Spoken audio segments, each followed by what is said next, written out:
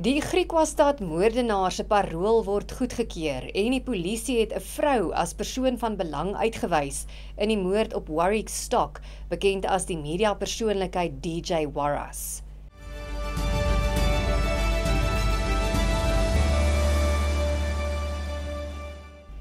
Goeiemiddag en baie welkom by die Afrikaanse nuusbulletin op Pretoria FM. Ek is Esmerie Eysel. Die Griquastad moordenaar wat op Goeie Vrydag in 2012 3 lede van die Steenkamp gesin op hul plaas Nouhoek doodgeskiet het, se parool is toegestaan. Die oortreder se paroolaansoek is glo gister voor die paroolraad by die Appington Korrektiewe Sentrum aangehoor.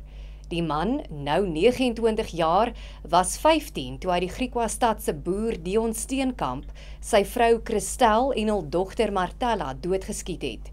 Hy is in 2014 vir 20 jaar tronk toegestuur vir die 3 moorde, as ook vir verkrachting, omdat hy glo die 14-jarige tienermeisie in aanloop tot die moorde verkrag het. Dit blyk wel onwaarskynlik te wees dat hy voor Kersfees die tronk se hekke agter hom sal hoor toegaan. Sy paroolgoedkeuring kan nog op hersiening geneem word indien die minister van korrektiewe dienste, Dr. Pieter Groenewald, na deeglike ontleding van die oortredersprofiel so besluit.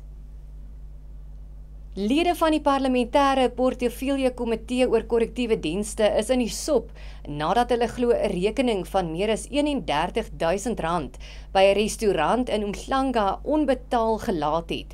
Die groep, onder wie die voorsitter, Khomotso Ramolobeng, het na bewering tot die vroeë oggendure duur drankies soos konjak en tequila geniet tydens 'n oorsigbesoek aan KwaZulu-Natal. Die restaurant beweer die groep het kort voor 3:00 die oggend vertrek sonder om die rekening te betaal.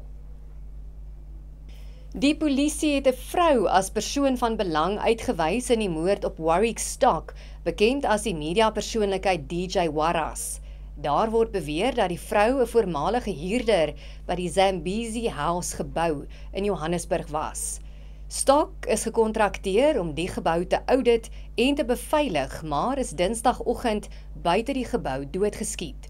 Inligting het na vore gekom dat 'n bordeel en toerusting wat in die vervaardiging van dwelmmiddels gebruik word, deur hom en sy span in die gebou ontdek is. Die polisie het 'n soektog van stapel gestuur na verdagtes wat betrokke was by die moord. 5 mense is reeds vir ondervraging ingeneem. Daar word beweer dat Warras se sekuriteitsmaatskappy Imperium Security oorlog verklaar het teen gekaapte geboue in die Goudstad.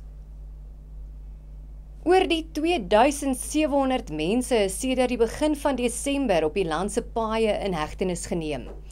Die meeste is vir dronkbestuur aangekeer.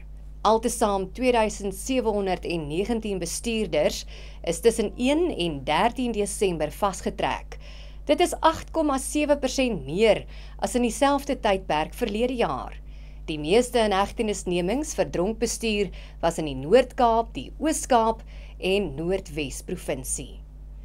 En dit bring ons aan die einde van die visuele nuusbulletin op Pretoria FM. Trots Afrikaans, dankie vir die saamkyk, jy moet 'n mooi aand hê en 'n lekker Vrydag.